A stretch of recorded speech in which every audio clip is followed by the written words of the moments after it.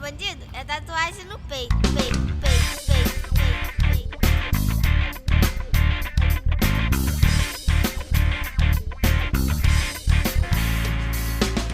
Pariu filho nessa luta, se dinheiro, caráter, conduta. No morro todos têm conceito, mulher de bandido é tatuagem no peito.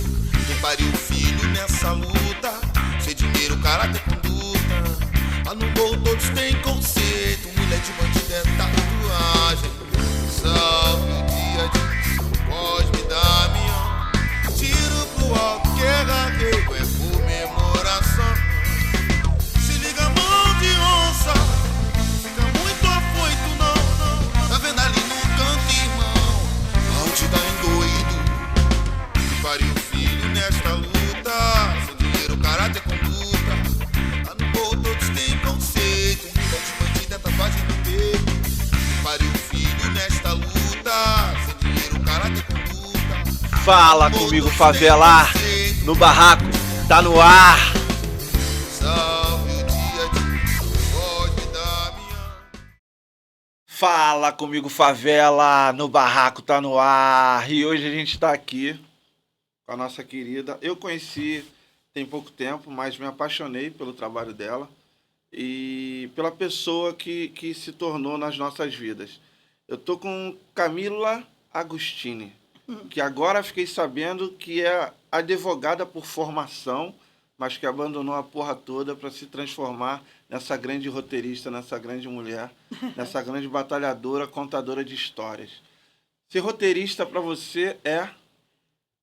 É um malabarismo de muitas formas. É estar o dia inteiro contando muitas histórias ao mesmo tempo. Mas antes eu queria te agradecer pelo convite, que é uma alegria estar aqui podendo bater papo contigo. Obrigado, meu amor. Isso aqui é o nosso presente para você. Ah, eu sua tava achando canequinha linda para já. você. Que lindo tá o design. Beber sua água enquanto nós conversamos, se você quiser, tá? Que bom, obrigada. E que guarde com muito carinho. Quem foi que fez o design? Ah, é tanta gente que trabalha com a gente. Pô, tem que Esse celebrar design, aí, que tá esse muito design é bonito. quem fez foi o meu brother Júnior King. Júnior Era um King. brother que trabalhava com a gente, trabalhou durante muito tempo. Um grande designer, um grande artista.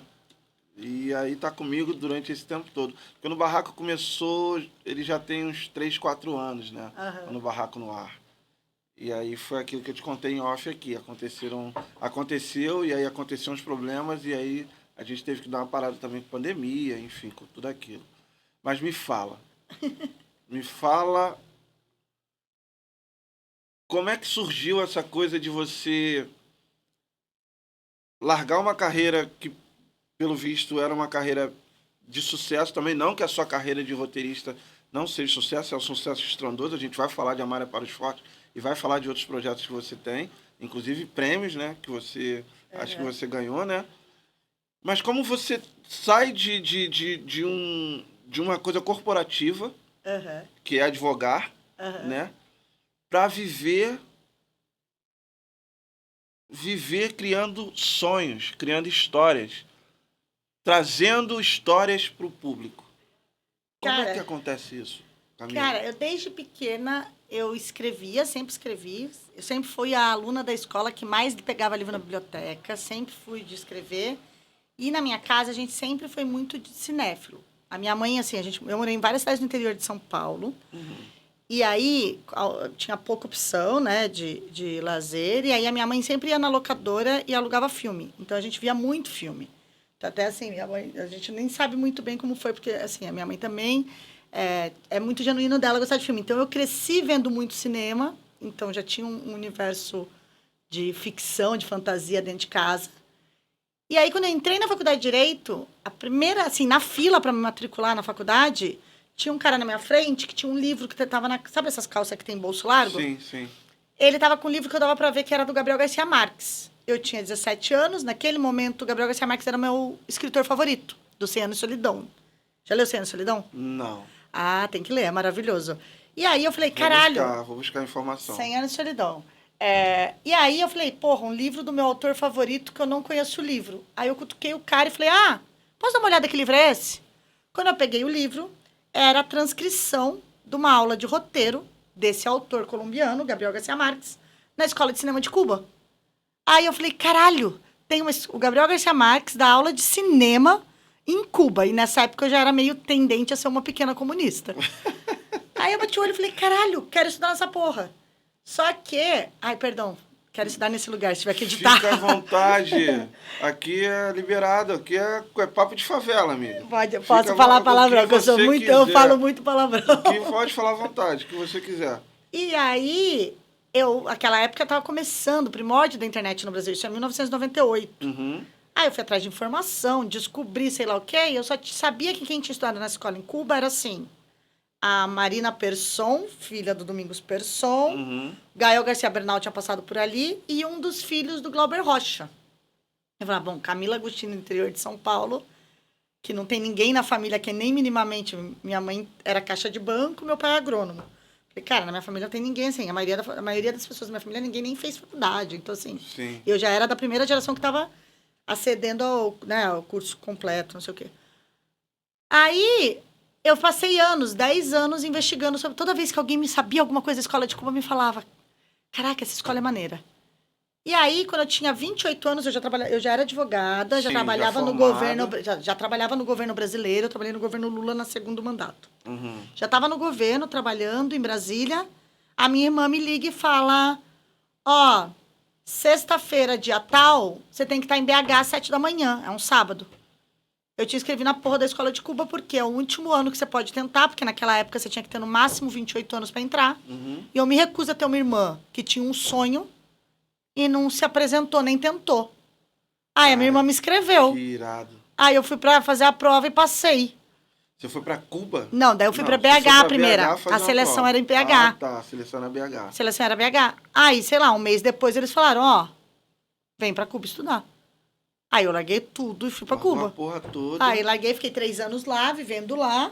E trabalhando aí, lá? Ou, não, ou lá não a escola, ela te proporcionava tudo? A escola é um campo, é uma escola numa fazenda. Então você mora na escola, você come na escola, você fica o dia inteiro na escola. A escola é isolada é uma fazenda que você fica lá 3 anos. Então nem dava pra trabalhar, porque naquela época, imagina, a internet em Cuba era tipo... A minha melhor amiga ficou grávida, pra você ter ideia.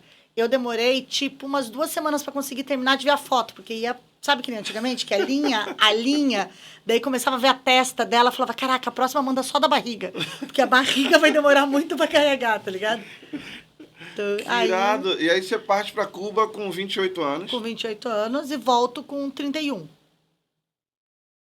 Que experiência. Aí eu comecei a fazer cinema com 31 anos. Quando eu voltei, daí eu já vim pro Rio direto. Daí eu já queria morar no Rio, então eu vim de Cuba diretamente pro Rio e fiquei aqui. E aqui estou desde então, desde 2011. E aí quando você... E nesse inteirinho, quando você parte pro Canadá pra Concórdia? Daí eu cheguei aqui, porque assim, a escola de Cuba tinha parceria com várias universidades. Uhum. Então, no meu último... Daí eu vim pra cá, quando eu já tava aqui morando no Rio, eu recebi a notícia que eu tinha ganhado uma bolsa pra ir pro Canadá. Só que ia demorar uns 6 meses, porque o ano lá... Por exemplo, agora pra eles é férias de fim de ano, porque pra eles é verão.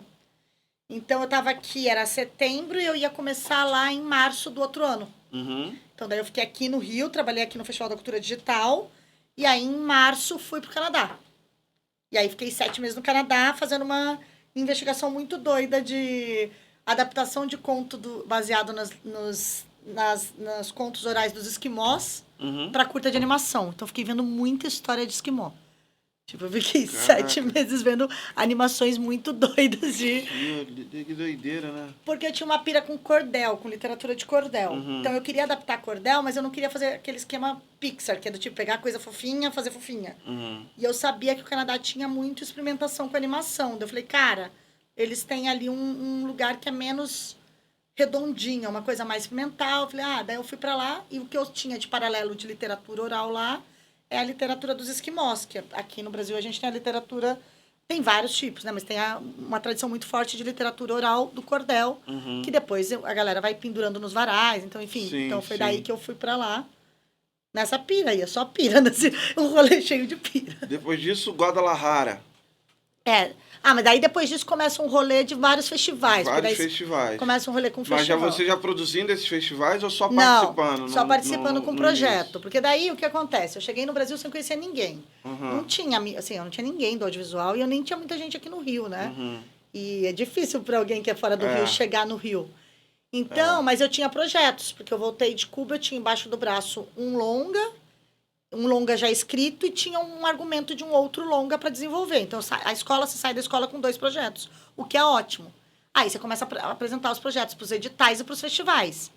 E aí os projetos começam a andar. Então, você começa a andar com os projetos. Daí, assim, por causa desse projeto, eu fui para Guadalajara, fui para Buenos Aires, daí comecei a andar nos festivais para tentar levantar dinheiro e nenhum desses 2 projetos virou nunca, mas me deram muitas portas abertas e muito... Daí eu circulei bastante por esse circuito, entendeu? Uhum. Que é o que te dá know-how também, né? E você entende um pouco o que tá rolando. Porque às vezes, eu gosto muito de falar isso, porque às vezes o que a gente tá na mão agora não vira. Às vezes você toma não de uma parada. Porque o mercado, essa entidade bizarra, tá toda virada para um lado. De repente, aquele negócio seu que ninguém queria ouvir, de repente todo mundo quer. Porque tem umas ondas, né? Tem umas ondas de tema, tem umas ondas de perfil, tem umas ondas assim... Então, assim, eu sempre digo, você tomar um monte de não no seu projeto não quer dizer que nem que seu projeto é bom ou ruim, nem quer dizer nada. Só quer dizer que ele não está no tempo justo, não está no momento. 1 ano antes ele podia ser perfeito, 5 anos ou 10 ele pode ser que ele volte a ser o que a galera quer. Assim, as coisas são muito mais de tempo do que exatamente de qualidade. Porque parece que, sei lá, agora todo mundo quer true crime, por exemplo. Uhum. Então, assim, todo mundo está buscando histórias de true crime. E aí tem, sei lá, tem horas que tá... E biopic, né? Todo mundo quer histórias baseadas em, sei lá, no Ayrton Senna, no Silvio Santos, em grandes personalidades. Uhum. A gente tá vivendo uma era de... As pessoas querem ver mais sobre histórias que elas já conhecem Sim. e menos de histórias originais. Sim, sim. Então, assim... Mas isso daqui a pouco muda de novo. E assim vai girando a roda, né? E prova disso foi o seu roteiro, O Homem Descalço, que foi contemplado em 2014. Então, o Homem Descalço, eu andei com ele e a gente ficou em suplente para ir para o Fundo Setorial. Eu ganhei alguns prêmios com ele, de roteiro. Festival de Guiões. Ganhou a primeira edição o melhor roteiro do Festival de Guiões. Entrei com ele em Guadalajara, entrei com ele em Havana. Ele circulou muito. E a gente ficou em primeiro lugar de suplente no Fundo Setorial em 2015 para produzir. Eu queria dirigir ele. Quando virou 2016, eu já não queria mais ser diretora. Porque eu já virei e falei assim, cara, não é meu perfil ser diretora, não tenho, assim, não é pra mim. E aí eu larguei o projeto. Não fiz esse longa. Uhum. Só que ele é uma história de 2 pessoas, 2 vizinhos que só se comunicam por uma janela. Eles nunca se conversam, mas um fica olhando a casa do outro. Na pandemia, de repente, todo mundo me ligava, todo mundo não, mas algumas pessoas me ligavam pra falar, cadê aquela sua história que é a cara da pandemia? De 2 pessoas que estão isoladas do mundo, solitárias se conectando. Só que eu falei, cara, esse projeto ele não vai ser feito, pelo menos não nos próximos anos, porque eu não me sentia mais capaz, e também não me sentia capaz de dar ele para alguém dirigir. Uhum. Porque eu já tinha pensado em cada plano dele, que fatalmente eu dar na mão de alguém... Não vai rolar. Não, ia me deixar muito, muito frustrada. Só que agora, por exemplo, agora que o tempo vai passando, é isso. Eu já não sei se daqui, sei lá, ano que vem eu não topo dar na mão de alguém, entendeu? Porque eu também vou desapegando. Você vai criando uma relação com as coisas que você escreve, que elas vão mudando também, né? Sim, e sim. você vai crescendo. Então, sei lá, entendeu? Quem sabe um dia alguém vai falar, vai me convencer, ou eu vou falar, nossa, você ia ser a pessoa perfeita para contar essa história, sabe? Sim. E essas histórias, elas passam a se tornar roteiro na sua vida de uma forma bem ímpar, né? Porque a transição foi bem louca, né? A transição já foi bem louca. O rolê foi mais louco ainda, entendeu? E aí você volta pro Brasil, pro Rio de Janeiro, onde você não conhece praticamente ninguém. E que me tiram de otária por paulista diariamente, que eu não sou zoada por paulista. O meu sotaque me ferra todo dia nessa cidade, há 14, 13 anos. Mas aí, quando as portas se abrem para você aqui, de verdade, no Rio de Janeiro, para um trabalho que você falou, porra, agora a minha história virou, agora eu sou eu tô sendo reconhecida da forma que eu quero ser reconhecida e estão dando valor pro meu trabalho que eu quero que dê valor. Porque a gente está falando de um temporal bem antes de Amar é para os Fortes. Aham. Em Amar é para os Fortes, você era chefe da sala Da de sala de roteiros. roteiro, aham. Mas até chegar Amar é para os Fortes, existiram outras coisas, como eu estou vendo aqui Um Lobo Entre os Cisnes, foi antes de Amar ou foi agora? Vai sair agora, mas eu comecei a trabalhar com ele muito antes. Uhum. É que eu acho, assim, o movimento do audiovisual ele é muito lento, né? Sim. E o cinema é muito mais lento que as séries. Sim. Mas eu acho que aconteceu uma coisa que, na verdade, a vida de roteirista é foda, porque você passa 90% do tempo envolvido em projetos que eles não acontecem. Porque você está na fase de desenvolvimento. Então, você está trabalhando muitos anos, escrevendo, gestando ideias e histórias, e só muito poucas delas, de verdade, chegam a ser produzidas e menos ainda a ser lançadas e distribuídas. Então, eu acho que o grande ponto de virada aconteceu, eu acho, quando eu comecei a trabalhar com o Karim Ainus. O Karim é um dos grandes diretores do Brasil, de Fortaleza, né, que está radicado em Belém há muitos anos, mas que é muito respeitado. Então, em algum momento, quando eu comecei a trabalhar com o Karim, as pessoas começaram a me dar mais atenção. Então, na verdade, eu poderia dizer que foi fora do Rio, que eu precisei fazer coisas fora do Rio, para o Rio, de certa forma, olhar para mim de outro jeito, né? E aí as coisas começaram a andar, porque daí você entra, quase como você entra num outro circuito, que tem a ver com o circuito de festivais. Você vai andando nos festivais, cada festival que você anda é como se você ganhasse um selinho. Daí, cada diretor que você trabalha é como se você ganhasse outro selinho. Então, você vai ganhando selinhos e aí, de repente, você tá na vitrine, tá ligado? Uhum. Então, assim, foram muitas coisas que aconteceram de trabalhar, de fazer... Tanto é que eu trabalhei com o Karim 5 anos, fiz vários projetos com ele, e nenhum deles foram produzidos. Mas, na verdade, não importa tanto, porque eu aprendi pra caralho com ele, e as pessoas, em algum lugar, viam, assim, em algum lugar legitimavam o meu lugar de conhecimento, porque eu estava trabalhando com ele. Sim. E aí, depois disso, foi abrindo porta. Depois do Karim, que eu fui trabalhar com a Riaga, que é um dos grandes nomes de roteirista da América Latina, que já foi indicado ao Oscar, que é mexicano. Uhum. E aí, com a Riaga, eu comecei a fazer O Lobo Entre os Cisnes, que é esse filme que eu tá há 6, 7 anos trabalhando e que agora vai existir. Porque os filmes demoram, assim, o filme demora no mínimo 7, 10 anos. Cara, isso é bem louco, né? É bem Camila? louco. Porque, tipo, eu estudei roteiro num projeto social. Uhum. Eu me formei roteirista num projeto social chamado Macaco Cine. Uhum. Mas nunca consegui me envolver diretamente nesse universo, apesar de gostar muito de escrever. São diversos roteiros guardados, são diversas histórias que eu quero contar. E aí, ouvindo você falar com essa frieza não, tem que ser verdadeiro. Tem que botar a porra da verdade. Entendeu? Você quer ser roteirista? Você vai se fuder. Vai se fuder. Entendeu? Mas se você quer viver do teu sonho, vai lá, mano. Corre atrás. Busca o que você quer. Eu busquei, ela buscou e todos nós que queremos ser felizes vamos buscar. Só que não é no seu tempo, não é no meu tempo, não é no tempo dela. É no tempo que tem que acontecer. Entendeu? Então, assim, eu tô com 47 anos. Eu tenho 43. Saca? E... eu não sei se... eu acho que também é muito diferente, né? Ou isso acontece em todo o universo. Aqui no Brasil é assim tão lento, na máquina americana é tão lenta assim também.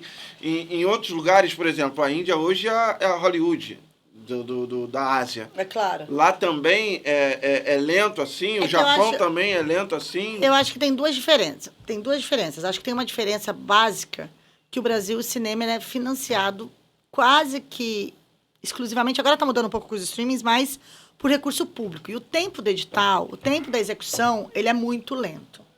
Que é diferente, por exemplo. Claro, também, assim, se você for olhar, por exemplo, obviamente, um filme, se a Netflix hoje vira e fala assim, vou fazer esse filme, 1, 2, 3, joga o dinheiro, ele consegue pôr na rua um filme em 2 anos. Netflix, as plataformas, porque o dinheiro que vem, o cara abre lá o cofre dele, joga no investe e já vai para produção. Uhum. Que é diferente do tempo de captação, que também é diferente do nível de perfil de projeto e do nível de liberdade. Por isso que eu ia falar, acho que é importante falar, sei lá, não sei o perfil da galera que está ouvindo a gente, quantos tem interesse em viver, né, de coisa, por exemplo, de escrever, Porque tem duas coisas. Por exemplo, eu sou uma pessoa que eu tenho zero perfil de artista. Eu brinco que eu sou engenheira. Eu tenho quase nenhuma história minha, autêntica, minha no bolso, querendo fazer ela virar. Porque isso é outra coisa. Sim. Porque a história Isso é é sua. ego. Não é ego. Não é ego? Não, acho que não é nada a ver com ego. É Sim. artista de verdade. Tem Sim. gente que, assim, você, por exemplo, é um grande artista que deve tem as suas histórias para contar. Mas isso já é mais difícil de virar ainda. Eu vivo como roteirista, como eu sou o quê? Proletária do audiovisual. O que o meu dia a dia é, alguém chega e fala, Camila, tem essa história. Me ajuda a contar? Quero contar assim, como você contaria essa história? Então, assim, eu recebo projetos por encargo. Uhum. Então, assim, normalmente as pessoas me contratam porque elas ou não têm tempo, ou não têm tanta recurso para contar um projeto que elas precisam, seja porque existe alguém, uma plataforma de streaming, um canal que está atrás, ou seja porque eles acreditam, compraram um livro, querem transformar numa série, por qualquer coisa, e eles estão dentro do business mesmo, né? Do Sim, negócio. sim. Então, assim, que é um tempo que já é demorado. E o projeto, quando ele é só seu, daí você ainda tem que achar um produtor, quem acredita em você, quem vai fazer, daí esse tempo é ainda mais dilatado, porque é uma coisa que, tipo assim, é uma jornada quase que muito solitária. Uma coisa é quando você é a peça, eu sou uma pecinha ali da máquina de produção. Sim. Eu e mais trocentos roteiristas que estão por aí. Alguém me vem e fala assim, Camila, não sei o quê. Mas, assim, é muito difícil um projeto que é meu, eu tirar ele e sair com ele, porque daí esse é um outro tempo ainda, que é mais dilatado. Então, tem essas duas coisas, que são duas coisas muito difíceis. Diferentes. Mas diferentes, é isso. Elas são difíceis e diferentes.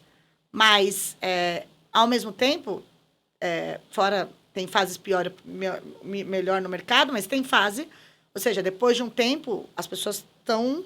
Cada vez mais, tem mais roteirista trabalhando no Brasil. Então, assim, é um mercado, né? Com todas as regras escrotas de qualquer mercado, né? Regras escrotas, né? Que é competição, que não é exatamente... Enfim.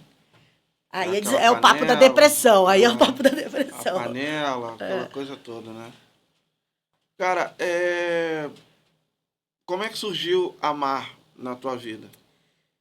Cara, isso foi muito louco, porque a Antônia Pellegrino me ligou um dia. Você já havia trabalhado com ela em alguma Eu já tinha coisa? trabalhado com ela. Logo que eu cheguei no Rio, um dos primeiros trampos que eu peguei foi num projeto que ela tava. Uhum. E aí a gente coescreveu junto um longa. Mas faz muito tempo. Isso foi 2000 e, sei lá, eu tinha acabado de chegar no Rio, talvez 2014, 2015. A gente levantou junto um longa. E aí, muitos anos depois, ela chegou e falou assim, eu vou começar uma série junto com a Pródigo e com o D2 e queria que você estivesse na equipe. Ela era chefe, ou seja, ela era a roteirista-chefe encarregada. E aí, ela me chamou para uma reunião, eu fui na reunião, eu já era super fã do D2, assim. Eu sempre brinco, falo pro D2, cara, se a Camila de 43 pudesse falar com a Camila de 15, que um dia eu ia estar... escrevendo, fazendo reunião com o D2, ela ia achar que eu... Fantástico esse tipo de coisa, né, Camila? Não, porra, eu ia falar, cara, deu bem na vida, deu certaço. De fã se tornar parceira de um trabalho. É muito doido. É muito louco isso. Já aconteceu isso comigo várias vezes. Não, isso é muito massa, que você fala, muito caralho, foda, eu nunca... mano. Imagina eu que era do interior, nunca achei que ia conhecer ninguém famoso, imagina minha família, imagina. De repente você conhece alguém famoso, você fala, caraca, de repente todo dia a sua vida é ver... Isso é muito doido. Isso é um superpoder que a arte te dá, né? De você chegar perto de pessoas que são incríveis e que você admirava muito. E aí de você repente... chegou no projeto e aí sentou com toda a equipe. Você que teve a oportunidade de montar a equipe ou a equipe já estava formada? Não, a Antônia chamou. Eu, o Giovanni Martins... Acho que nessa fase era eu, D2, Antônia, Giovanni Martins, e aí tinha mais duas pessoas, a Rosana Rodini e o Raul, meu Deus, do Voz das Comunidades, o Raul Santiago, maravilhoso. E aí a gente começou um brainstorm ali de levantar ideia, mas até aquele momento não tinha muita coisa. O D2 tinha o média dele, que era do disco homônimo, Sim. E a gente começou a tirar coisas daí. Aí a primeira coisa que a Antônia fez foi mostrar pra gente o documentário Auto de Resistência, que contava a história das mães que estavam em busca de justiça pela morte dos seus filhos por agentes do Estado. As Mães da Maré em sua totalidade e outras mães de outras tinha comunidades. Manguinhos também, Esse documentário foi... Daí a gente assistiu esse documentário, todo mundo ficou, muito tocado. Eu já tinha, obviamente, como eu era antes de Antes de ser roteirista, eu já tinha trabalhado muito com direitos humanos, violações de direitos humanos, então tinha alguma afinidade, uma palavra que não deveria ser usada aqui, mas tinha algum conhecimento de violência institucional do Estado. Sim. E aí a gente começou a levantar, daí a Antônia propôs pro D2, falou, pô, essa história não deveria ser história, essa história deveria ser focada de um ponto de vista que ninguém contou, que é a história das mães. E aí a gente começou a levantar o projeto. Só que nessa época, a Amazon estava começando no Brasil, não tinha nem escritório, não tinha nem executivo designado, era muito comecinho. Então demorou muito. Demorou muito, assim, tipo, entre essa primeira conversa, esse primeiro pitching, essa primeira ideia, demorou, porque era... Imagina, os gringos estavam chegando no Brasil, ainda tinha que ver como ia pagar, como ia sei lá o quê. Quem levantou a ideia de buscar a Amazon foi a própria Peregrino. Não. O D2 foi na Pródigo e o D2 e a Pródigo foram na Amazon. Foi isso. Posso estar falando alguma coisa assim, porque essa parte eu não sei exatamente, mas assim, eu sei que quando eles me chamaram já estava a Amazon lá. Já estava a Amazon no coisa e era um acordo que era, acho que foi a Pródigo, inclusive, que apresentou a Antônia pro D2, eu acho. Mas talvez eu esteja cometendo alguma imprecisão aí, porque isso é antes de mim. E esse time que geralmente... A gente está contando esses pedaços, esses recortes para vocês, Favela, por conta até de quem esteja interessado, de quem queira trabalhar com esse tipo de exercício na vida, entenda como é que funciona a máquina. Entendeu? E nada melhor que uma profissional que está na máquina já há mais de 20 anos. Né? Quase isso. Acho que eu tô 13, vai. Não me envelhece tanto, É 2014, né? 2014. Então, 10. 2011 eu voltei. Então, porque existem, como ela falou, existem etapas.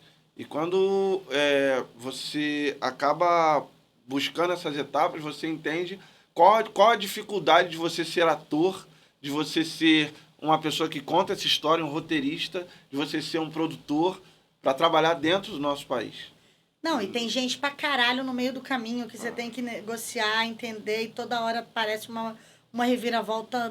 Você fala assim, não, agora vai. Daí, de repente, muda tudo. Daí muda, sei lá, quem é o chefe na Amazon. Daí muda, sei lá, como tá chegando o dinheiro no Brasil. Aí muda, não, agora acabou de estrear uma série na gringa, então agora não vai ser mais essa série, porque...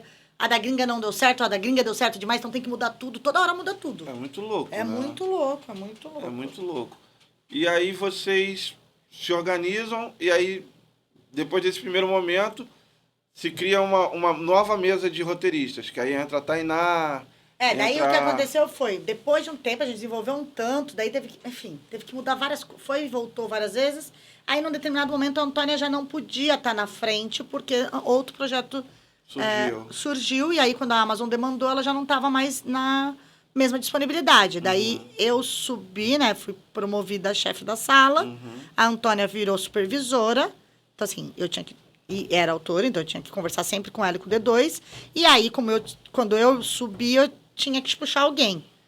Aí acabou ficando, daí nesse meio tempo teve uma nova organização, daí veio a Maria Isabel Iório, como assistente da sala, e aí eu trouxe a Yasmin e o Dani Castro. Então, daí a gente formou essa coisa, e aí trouxe o Rafuda também. Então, veio Yasmin, Dani Castro, Rafuda, Maria Isabel Iório, e o Giovanni aqui também estava super, daí o Giovanni estava também com uma agenda super disputada, então ele não tinha disponibilidade de ficar na sala todos os dias, mas ele era nosso ponto de conexão. Não tinha uma bola com ele, né? Não, toda hora ele revisava todos os diálogos e a gente trocava ideia quando tinha coisas que falava assim, isso aqui, por exemplo, vamos ver o que o Giovanni acha, para ajudar também a trazer, que ele também tinha participado desde o começo, então ele também tinha uma outra propriedade sobre o que estava sendo colocado ali, né? E aí tudo mudou de novo, porque daí mudou tudo outra vez, mas... Foi esse processo, assim, eu falo que o Amália para os Fortes teve, ao mesmo tempo que é muito atípico, porque nenhuma sala de roteiro dura 3, 4 anos.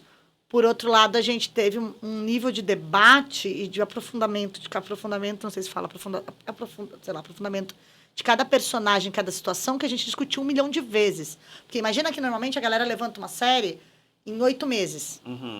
Chutado. Você faz 3 versões de roteiro. A gente fez 11 versões de cada roteiro. Caraca. Porque quer dizer que cada linha daquelas foi vista, revista, discutida 1000 vezes. Sim. Que me parece que em algum lugar, assim, é super exaustivo, mas também dá um outro nível de complexidade, Sim, porque tá... Sim. Porque uma coisa é fazer correndo, faz correndo. Giovanni, escreve isso. Bel, revisa. Outra coisa é, cara, pensei bem, tá demorando, vamos revisar. É outro tempo que você tem das coisas, né? Sim. E a gente também teve a sorte de poder conversar com muita gente. Então, a gente, sei lá, a gente conversou com representantes das mães, conversamos com policial, conversamos com especialista de segurança pública, que ajudava a gente também a dar um outro... Foi um grande laboratório, Foi um né, grande Camila? laboratório, um grande laboratório.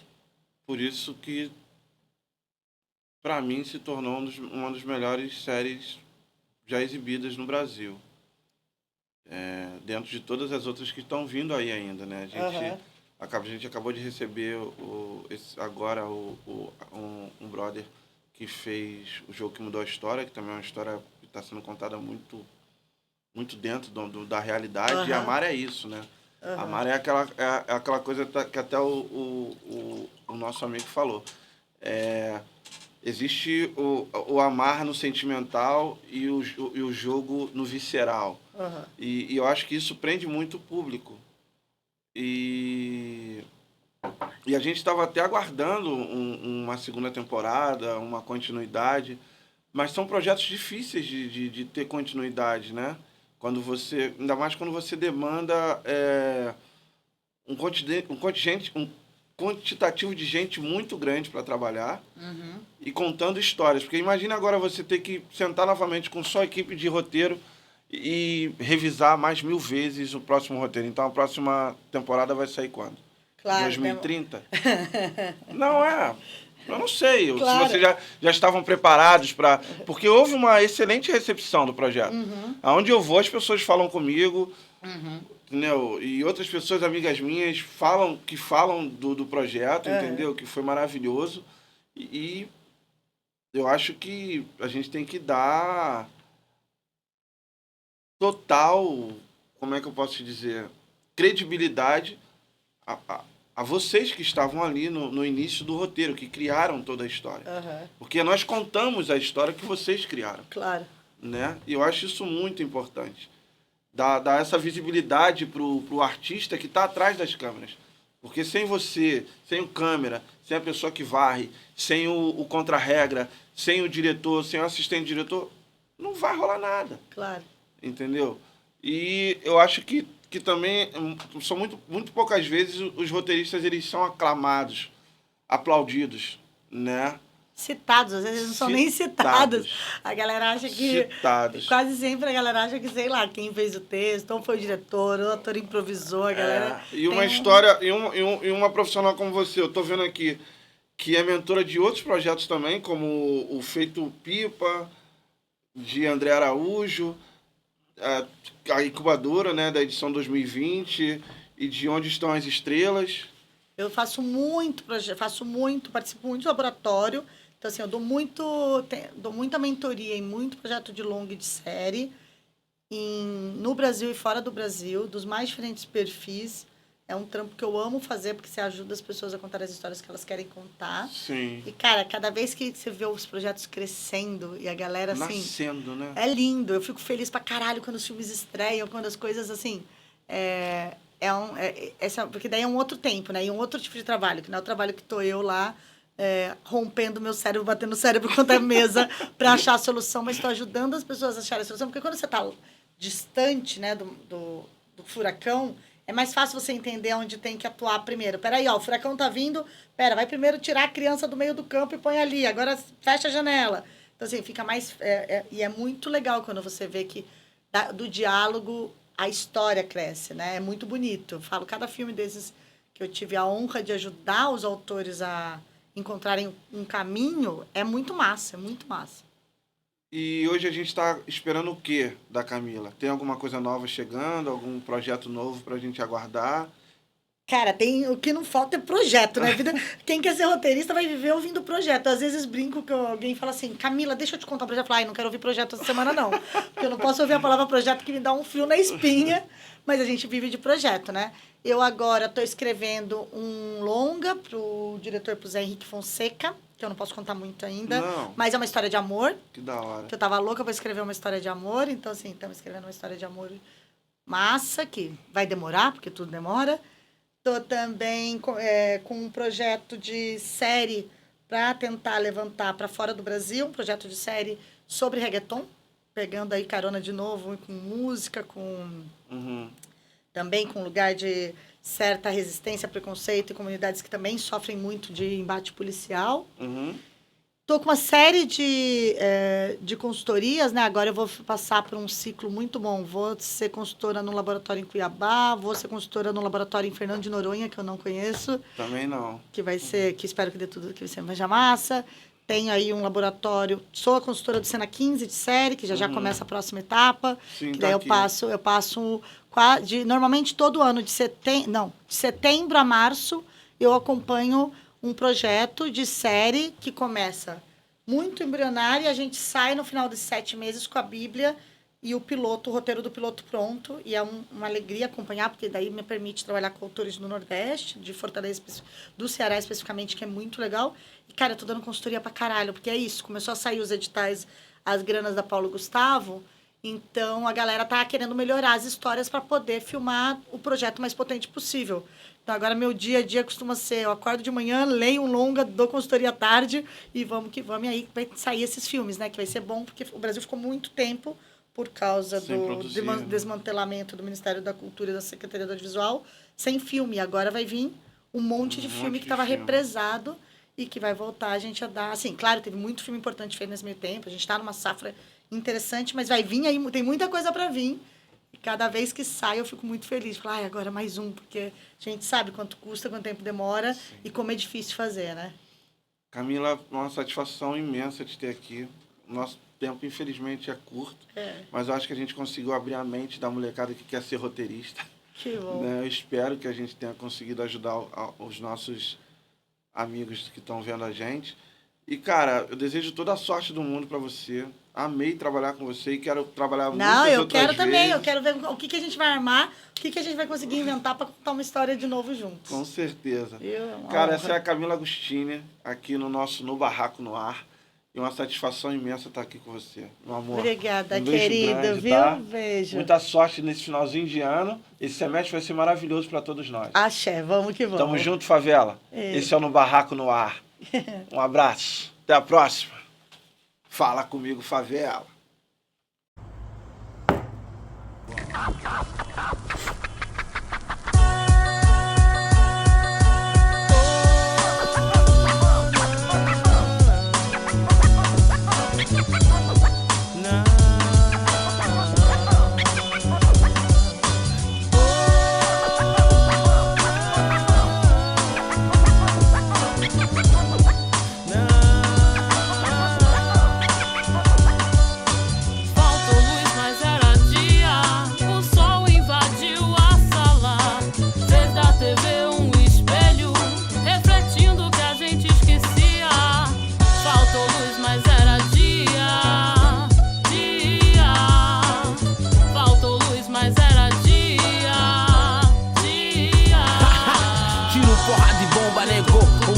É o asfalto, clima de revolução. Só mais um corpo velado, décadas já se passaram e o pique é mesmo região. É só mais sangue, barato, merchan pra televisão.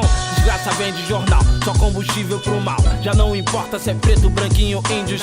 Essa mistura de raças é só a merda que deu nesse meu solo de guerras que um dia alguém prometeu. Aonde mulher